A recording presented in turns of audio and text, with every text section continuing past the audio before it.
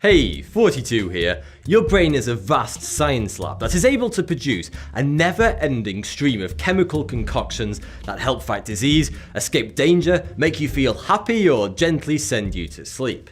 That's right, whether you like it or not, your neurological system is a massive junkie. And this is how external drugs like aspirin, cocaine, meth, and cake are able to affect you. Your body already has a receptor for a similar chemical, so you are just stimulating a reaction that already existed within you. This is why drugs, both legal and illegal, have been such a huge part of human history. Whether it's communal experiences, like the ayahuasca used by Amazonian tribes, or even the communion wine drunk by Christians, drugs have created rituals, helped religions, and fueled our creativity. Of course, they have also destroyed communities, sent people crazy, and caused your friend Dave to keep sharing all those conspiracy theory memes. There are no illicit overlords, mate. Lay off the weed and eat some vegetables.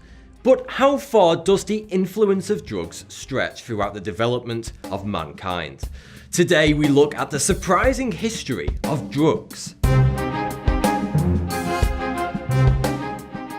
The biggest war of all time was largely down to an Austrian man who believed in purity. Not just racially, but he was renowned among his followers for his self-discipline, his unusual love of animals, and his general lack of vices. So it's pretty surprising to find out that this was all a sham. And it's possible that Hitler's suicide in 1945 was, in part, down to severe withdrawal symptoms, since Allied bombings had cut off his access to speed, cocaine, and opioids that he was strung out on. And yes, I know this sounds ridiculous. Hitler is one of the most written about people of the modern era, the subject of endless movies and some very weird erotic fiction. So how come this is not common knowledge? Well, there's not really a good answer for that. Historians have been aware of most of this information, but never really focused on it. It took an outsider, a non-historian called Norman Ohler, to really pull the cover on the story and show that Hitler's real white power was actually a massive bag of speed. Ohler, a German writer, had heard a story from a friend about drugs in the Third Reich and decided to investigate, thinking it would be a good premise for a novel. But he soon found a wealth of information, and his non-fiction book, Blitzed, became an international bestseller. When the Nazis took power, they banned the seductive poisons, as they called them, that were readily available everywhere, also claiming that the Jewish character was essentially drug dependent. But then they soon discovered that amphetamines were an invaluable tool to help keep the German people productive, but also to enable their troops to stay awake. The German invasion of France relied heavily on doses of Pervitin, basically German speed, that enabled their army to march without stopping for 3 days. Even by the end of the war, they planned suicidal one-man U-boat missions up the River Thames, giving the submarine pilots a cocktail of cocaine and speed to travel solo for days on end. None of them were ever successful though, as the dangerously high crewmen got all spun out, navigation went to hell, and they probably drowned trying to rave with an octopus. Hitler himself had a private doctor called Dr. Morrell, who initially just gave him vitamin injections. But after he became ill in 1941, he took things up a notch with animal hormones, a cousin of heroin, and cocaine for a hearing problem. See, you have to be careful, kids. You start out just popping vitamins and soon you're the junkie lord of genocide. Drugs are bad. The biggest drug in Britain, as you all know, is tea. I myself am a heavily dependent addict. In the early parts of the 19th century, the tax on imported tea accounted for an astonishing 10% of government revenue. America had already made their tea intentions very clear, so we were really putting our energy into Asia at this point. Largely through the world's biggest business, the East India Company, who were basically running India on the British government's behalf.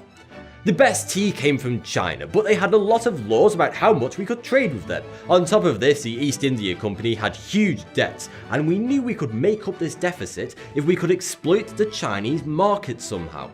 In a flash of inspiration, we went full-on Walter White power and decided to sell huge quantities of opium to the Chinese black market. Thanks to our Breaking Brit moment, some 12 million Chinese ended up addicted to the powerful opiate. You're welcome. China was obviously not delighted about this redcoat Tony Montana operation, and in 1839 they tried to kick us out of the country, confiscating and burning tons of the drug, worth millions of pounds. The Brits and Chinese eventually settled on a deal where the British got an island offshore to set up trading posts, and this would eventually become known as Hong Kong, remaining under British control in some form until 1997. There was a second Opium War from 1856 to 1860, with the French and Americans teaming up with the British for a delicious slice of their drug empire. Who knew the Brits are global drug dealers? Maybe our stiff upper lip is just because it's covered in cocaine. According to Roxy Music, love is the drug. And we've all been caught up in its high at some point. The trouble is, love and sex have some complicated side effects, such as heart problems, an embarrassing rash, and a closet full of Super Mario outfits. But since we left behind the amoebas, life in all forms has been very focused on sticking things in other things to create the next generation. If this is news to you, then you're probably too young to be on the internet, and please don't go googling anything in the comment section. Mankind had different ideas though. We very much liked the thing in things part, but we were less keen on the next generation bit, because we were a bit busy and we could barely even feed ourselves, let alone a small pink version of us. For thousands of years, we have been trying to find an effective way to keep the making out of love making. From 5,000-year-old fish bladder condoms to awkward diaphragms. Finally, Enovid came onto the market in the US in 1957 as a treatment for menstrual disorders, but by 1960 it was licensed as a contraceptive, thanks largely to the amazing work of Margaret Sanger, who created the organisations that became Planned Parenthood. Now, the pill is far from a perfect solution, but its impact on female empowerment cannot be overstated. It put women in control of childbirth, meaning they could play a far greater part in business and politics. It was this, more than its effect on population size, that really changed society, and led to the first female president. Oh, yeah, I forgot. The pill also helped along the free love movement of the 60s, because nothing is more likely to make you give up weed and hemp sweaters than the cold, hard reality of a hungry child. But one of the golden paths of the hippie generation was the mind-altering magic of LSD. In a report that came out this year, led by British neuroscientist David Nutt, aptly named, it was suggested that the drug breaks down the barriers between separate parts of the brain, creating a system that is much more integrated. And this altering of perspective has led to some of the greatest discoveries of the 20th century. A British molecular biologist, Francis Crick, was a regular LSD user when he and James Watson discovered the structure of DNA and changed biology forever. That's right, LSD has saved millions of lives.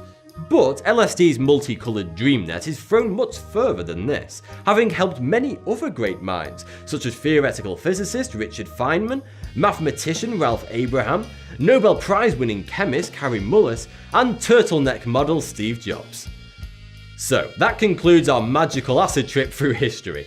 Kids, if there's one thing that you should take away from this video, it's don't do drugs. Unless you're a teacher or a politician.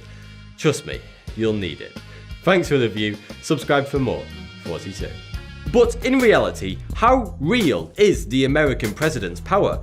How much power do they really possess? A man known simply as Ziona has a grand total of 39 wives.